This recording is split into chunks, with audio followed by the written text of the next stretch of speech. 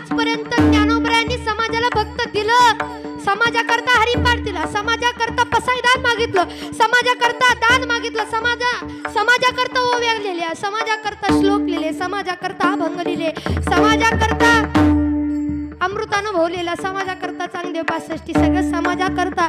पण समाजानं ज्ञानोबरायांना काय दिलं? कधी विचारलं ना स्वतःला, काय दिलं ज्ञानोबरायांना? मला वाईट वाटतं बाबा, आपण ज्ञानोबरायांना काही नाही देऊ शकत. आता समाधी सोहळा नुकता तोंडावर आलाय ना, मी सांगू, जन्मापासून एकदा सुद्धा मी समाधी सोहळ्याला आळंदीला गेले नाही, मी जातही नाही. मी माझ्या बाबांना सांगून ठेवलंय समाधी सोहळ्याला नाही जायचं. आधी मध्ये केव्हाही जाऊ आपण. समाधी सोहळ्याला जगाचा मालक सुद्धा रडतो, मग आपली अवस्था काय होणार? अरे समाधी, माझ्या ज्ञानोबरांनी समाधी घ्यायला जावं, जगाच्या मालकानं डसा रडाव.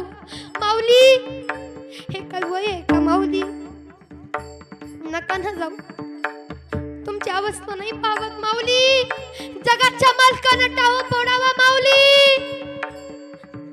जगाच्या मालकानं रडावं. तिथं आपली अवस्था काय होणार आहे तुम्ही विचार करा ना.